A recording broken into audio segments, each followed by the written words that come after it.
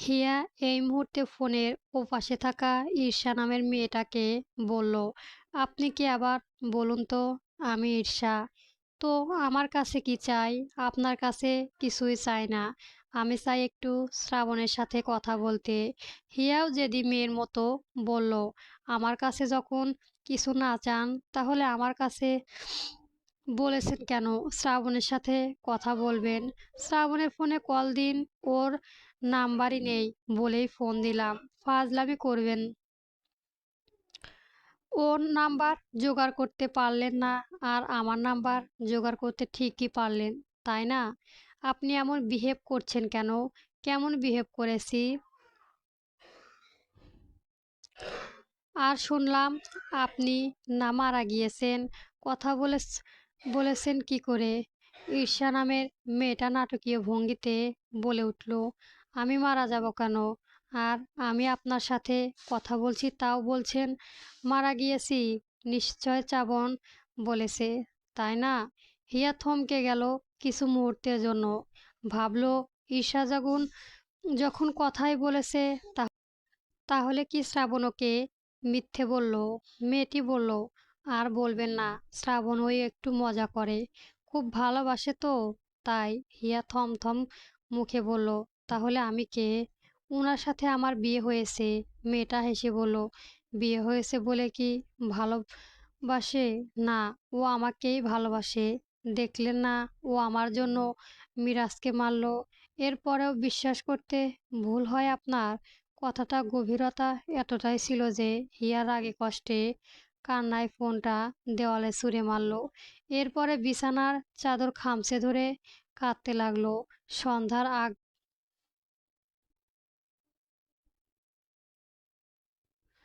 দিয়ে শ্রাবণ বাড়ি ফিরে এলো। কাব্য রেডি হয়ে নিচে নামছিল বাহিরে যাবে বলে। শ্রাবণ সিঁড়ির কাছে এসে কাব্যকে বলল, কাব্য, হিয়া কোথায় রে?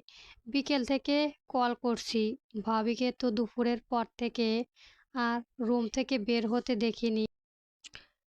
শ্রাবণ বড় বড় পা ফেলে উপরে চলে আসে। রুমের সামনে এসে দেখলো রুমটা ভেতর থেকে লক। কয়েকবার দরজা টোকা দিল। হিয়া বিছানা থেকে নেমে দরজা খুলে দিয়ে আবারও এসে শুয়ে পড়ল। শ্রাবণ দরজা চাপিয়ে দিয়ে এসে হিয়ার কাছে দাঁড়ালো। হিয়া তো এই সময় শুয়ে থাকার মেয়ে না, শরীর খারাপ নাকি এই ভেবে ভেবে হিয়ার কপালে গলায় হাত ঠেকালো। শরীরের তাপমাত্রা স্বাভাবিক দেখে বলে উঠল, এই অসময়ে শুয়ে আছো, ফোন ধরছিলে না কেন? ফোন কোথায় তোমার? হিয়া রাগ মিশ্রিত কণ্ঠে বলল, ফোন ভেঙে ফেলেছি। শ্রাবণের চোখ গেল ফ্লোরে। হিয়ার ফোনটা পড়ে আছে। হাতে নিয়ে দেখলো ডিসপ্লে চলে গিয়েছে। শ্রাবণ উঠে দাঁড়িয়ে হিয়ার কাছে এসে বলল, কি হয়েছে? ফোন ভেঙেছো কেন? রাগ উঠেছিল?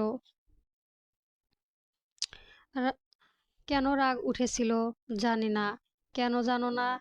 অবশ্যই জানো। জানি না। শ্রাবণ ফোনটার দিকে তাকালো।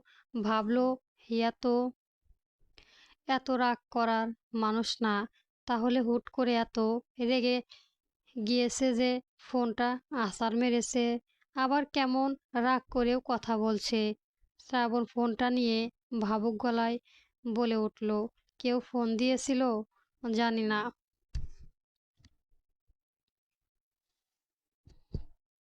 কে ফোন দিয়েছিল? হিয়া উঠে বিছানা থেকে নেমে যেতে যেতে বলল, আপনার ভালোবাসার মানুষ। শ্রাবণ কপাল কুঁচকালো। কিছু বলে ওঠার আগেই হিয়া রুম ছেড়ে চলে গেল। শ্রাবণ ফোনটার দিকে তাকিয়ে রেলিং টেবিলে গিয়ে বসলো। ল্যাপটপ খুলে রুমের হিডেন সিসিটিভি ফুটেজ চেক করলো।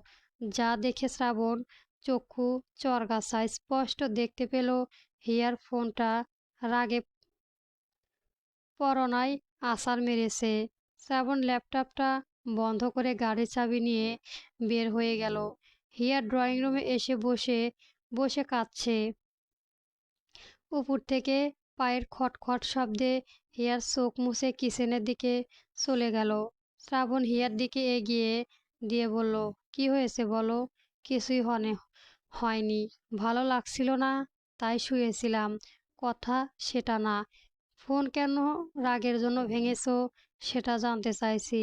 এমনিই ভালো লাগছিল না। শ্রাবণ অগ্নিকণ্ঠে বলে উঠল, কিচ্ছু বলতে হবে না।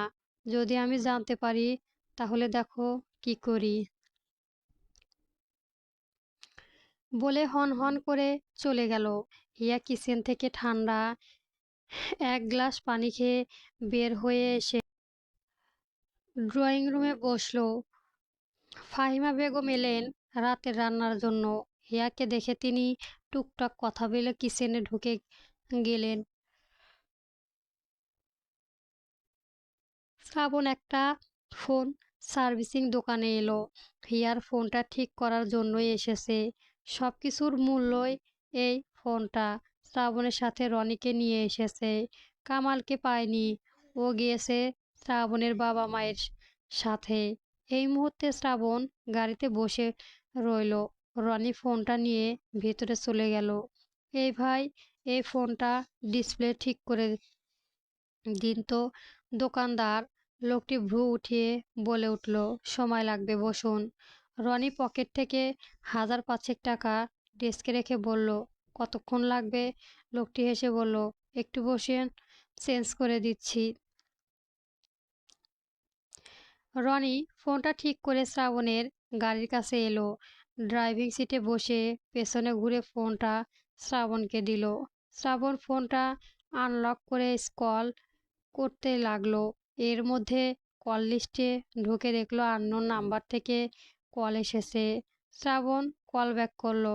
কলটা ২-৩ বার রিং হওয়ার পরে রিসিভ হলো। শ্রাবণ কোনো কথা বলল না। ও পাশে থেকে একটা মেয়ে কণ্ঠ ভেসে এলো, আপনি তখন কথা না বলে কল কেটে দিলেন কেন? শ্রাবণের সাথে কথা বলিয়ে দিলেন না? শ্রাবণ কপাল কুঁচকালো, মনে মনে বলল, এই মেয়ে আবার কোথা থেকে আমদানি হলো? মেয়েটা বলল, কথা বলছেন না যে? বললাম না শ্রাবণকে দিন। বলুন যে ঈর্ষা কল দিয়েছে। আমার কথা শুনলে ওর রাগ করবে না। আমাকে খুব ভালোবাসে। শ্রাবণ দাঁত চেপে ফোনটা কেটে দিল। এখন বুঝতে পারছে কেন হিয়া রেগে আছে। শ্রাবণ কি যে করবে ও ঠিক পাচ্ছে না। কে এই অচেনা অজ্ঞাতক যে এতটা নিখুঁতভাবে কলকাঠি নাড়ছে? শ্রাবণ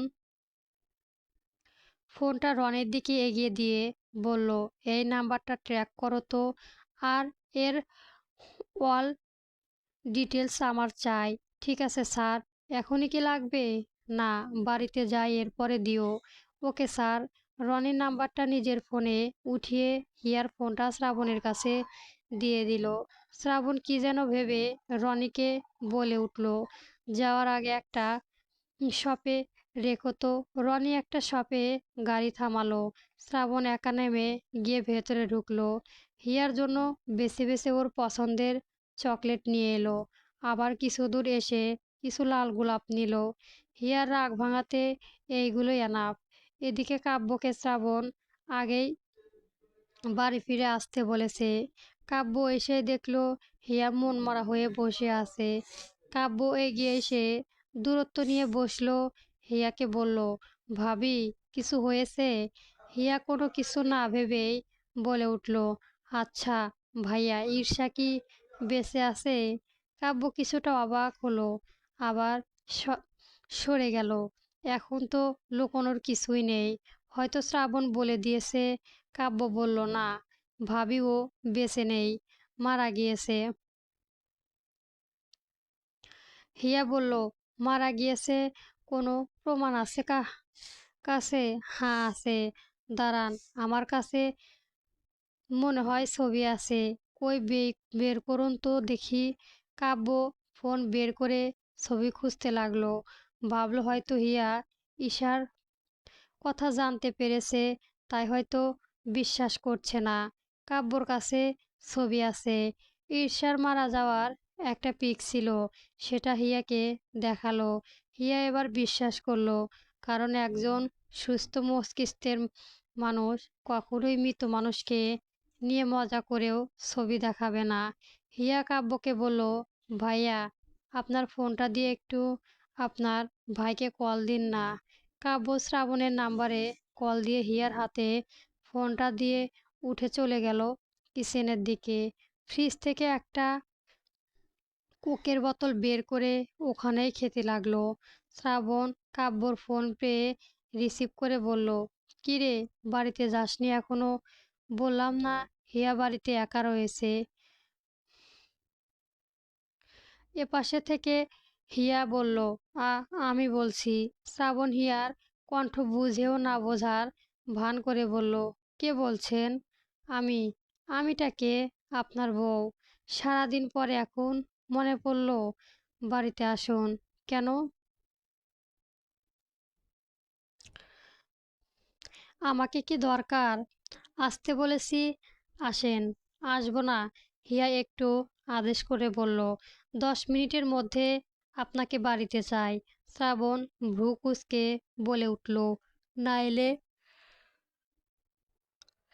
না এলে আমি বাবার বাড়িতে চলে যাব। ঠিক আছে যাও। আমিও তাহলে শ্বশুর যাচ্ছি শ্বশুর বাড়ি। না বাড়িতে আসুন। যাব না আমি। তুমি আমার সাথে রাগ করে কথা বললে তখন। আর বলবো না আসুন। না আমি যাব না। আমিও রাগ করেছি। ফোন রাখো। না শুনুন শুনুন। ফোন রাখবেন না প্লিজ আসুন। আর রাগ করে কথা বলবো না। এর কি গ্যারান্টি? সত্যি আর রাগ করব না আসুন। আর কি করলে বিশ্বাস করবেন? শ্রাবণ শয়তানি করে বলল, একটা কিস করে করো তো। হিয়া কিচেনে কাব্য আর ফাহিমা বেগমের দিকে তাকালো, আবারও ফোনের দিকে তাকালো। মনে মনে বলল, লোকটা এক এক সময় এমন জিনিস চেয়ে বসে যাতে আমার শায়েস্তা করা যায়। আমিও দেব না তো। ফোনের ওপাশে থেকে শ্রাবণ তাড়া দিয়ে বলে উঠল, তুমি কি দিবে নাকি আমি অন্য জায়গায় চলে যাব? হিয়া মিনমিন করে বলল, আমার সামনে কাব্য ভাই আর আন্টি রয়েছে, কি করে কিস দেব? আর ফোনে আমি দিতে পারবো না।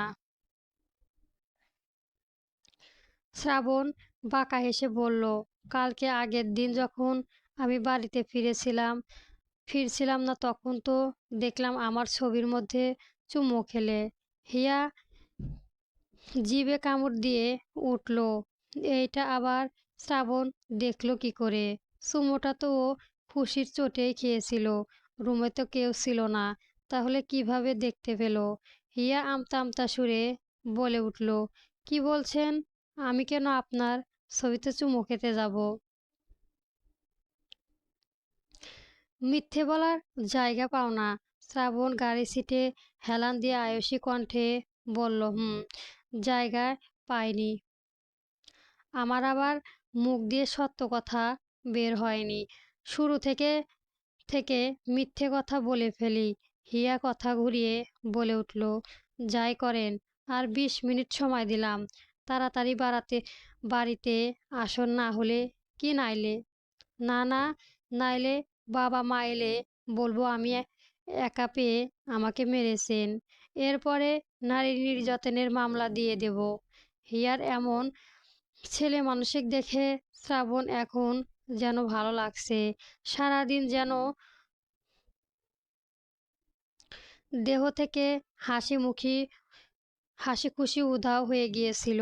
সেও হিয়ার কথার তাল মিলিয়ে বলে উঠল, মামলা দাও। আমার আবার শ্বশুর উকিল। আমার চিন্তা নেই। হিয়া হেসে আস্তে করে বলল, জামাইজান প্লিজ চলে আসুন। আর কতক্ষণ অপেক্ষা করাবেন বলুন? আর আপনাকে ছাড়া থাকতে ইচ্ছে করছে না, খুব দেখতে ইচ্ছে করছে। প্লিজ চলে আসুন না।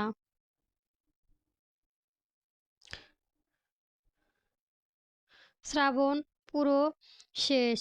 এমন কথা শুনে কেউ ঠিক থাকতে পারে? শ্রাবণ ঠিক রইল না। ফোনটা কেটে দিয়ে রনিকে বলল, কুইক বাড়িতে চলো। শ্রাবণ কল কেটে দেওয়ায় হিয়া কিচ্ছু বুঝতে পারল না। হয়তো কোনো কাজে রয়েছে বলে কলটা কেটে দিল। কিন্তু হিয়া এত সুন্দর করে বলার পরও কেটে দেওয়ায় লোক লোকও তো শ্রাবণ নয়। হিয়া ফোনটা কাব্যকে দিয়ে রুমে চলে এলো। 15 মিনিট পরই শ্রাবণ বাড়িতে ফিরে এলো। কাব্য টিভি দেখছিল। শ্রাবণের হাতে গোলাপ চকলেট দেখে বলল, বেস্ট অফ লাক। শ্রাবণ সোজা সিঁড়ি বেয়ে উপরে চলে এলো। রুমটা খোলা পেয়ে ঢুকে দেখলো হিয়া ওয়াশরুমে। শ্রাবণ ওয়াশরুমের সামনে দাঁড়ালো। হিয়ার হাত মুছতে মুছতে বের হয়ে শ্রাবণকে দেখে চমকে উঠল। বলল, এসে এসে গিয়েছি। শ্রাবণ গোলাপগুলো এগিয়ে দিতেই হিয়া ঝাপটে জড়িয়ে ধরল। শ্রাবণ হিয়ার মাথায় হাত রেখে বলে উঠল, এসে গিয়েছি, এখন বলো রাগ কমেছে? হিয়া মাথা তুলে তাকিয়ে বলে উঠল, বেঁচে গেছেন। যদি না আসতেন সত্যি চলে যেতাম। দুজনের কথা হলো কিছুক্ষণ। এরপর শ্রাবণ হিয়াকে ছেড়ে দিয়ে ওয়াশরুমে ঢুকলো। ওদিকে তৌকির চৌধুরী আর সাবিহা চৌধুরী এসেছে। দুজনেই হিয়াকে ডাকছে। হিয়া গোলাপ আর চকলেটগুলো বিছানায় রেখে নিচে চলে গেল। রাতের খাবার খাওয়ার সময় সবাই একসাথে খেতে বসেছে। আজ হিয়া বসেছে কাব্যর পাশের চেয়ারে। শ্রাবণ বসেছে হিয়ার মুখোমুখি। খাওয়ার মাঝে শ্রাবণ আন্দাজে পা বাড়িয়ে দিল হিয়ার পায়ের দিকে। হিয়ার পায়ের উপরে পাও রাখলো। শ্রাবণ হিয়ার দিকে তাকালো, তবে হিয়ার কোনো প্রতিক্রিয়া দেখা গেল না। শ্রাবণ নিজের পা দিয়ে হিয়ার পায়ের উপর সাইড করতে লাগলো। এর মাঝে কাব্য শ্রাবণের দিকে তাকিয়ে ডাক দিল, ভাইয়া। শ্রাবণ গম্ভীর কণ্ঠে বলল, কি হয়েছে? মেসেজ দিয়েছি দেখো। শ্রাবণ বিরক্ত প্রকাশ করে বলে উঠল, তোর সামনেই তো বসে আছি, মুখে বলতে কি সমস্যা? পারবো না, ফোনটা চেক করো। শ্রাবণ বলল, পারবো না, যা বলার বলে ফেল। কাব্য হেসে বলল, বলছি পাটা সরাও, এটা আমার পা, ভাবির পা না। কাব্যর কথা শুনে সবাই শ্রাবণের দিকে তাকালো। শ্রাবণ ছোট ভাইয়ের কথা শুনে অবকারে অবকেশ শেষ প্রান্তে সাথে সাথে পা সরিয়ে নিল। আর হিয়ার দিকে তো তাকানোই যাচ্ছে না। না চাইতেও কি লজ্জাটাই না পেয়ে গেল। সবার এমন চাহনিতে শ্রাবণ বিষম বিষম খেয়ে উঠল। সাবিয়া চৌধুরী ছেলের দিকে পানি এগিয়ে দিলেন। হিয়া মাথা নিচু করে খাচ্ছে। লজ্জায় গলা দিয়ে খাবারও নামছে না। আবার টেবিলে ছেড়ে উঠে যেতেও পারছে না। কাব্য মনে মনে হেসে উঠল। অবশ্য ও মনে করেছে ওরও কোনো দোষ নেই। ও আগেই বলেছিল যে মেসেজ দেখো, কিন্তু দুর্ভাগ্যবশত শ্রাবণী দেখেনি। ড্রয়িং টেবিলে আপাতত নীরবতা। তৌকির চৌধুরী আর সাবিয়া চৌধুরী চুপচাপ খাচ্ছে। এখন কোনো কথা বললেই দুজনেই লজ্জা পড়ে যাবে। শ্রাবণ খাবার খেয়ে উঠে দাঁড়িয়ে কাব্যকে বলল, কাব্য, খাবার খেয়ে উপরে আয়, কথা আছে। কাব্য চুপসে গেল। মনে মনে বলল, না জানি আবার হসপিটালে পাঠিয়ে দেয়। কাব্য আচ্ছা বলে খেতে শুরু করলো। শ্রাবণ সোজা সিঁড়ি বেয়ে উপরে চলে এলো। রুমে ঢুকে ফোনটা নিয়ে বিছানায় বসলো। খাবার টেবিলের কথা মনে পড়তেই নিজে নিজেই কাছে লজ্জা পেয়ে গেল। এমন সময় রনি কল দিল। হ্যালো রনি, কি খবর? নাম্বারটা থেকে কি কিছু খবর নিতে পেরেছিস? রনি বলল, হ্যাঁ স্যার, সব খবর পেয়ে গেছি। নেক্সট পার্ট পেতে আমার চ্যানেলটি সাবস্ক্রাইব করে রাখবেন। ধন্যবাদ। গল্প মন দেওয়া না চলবে।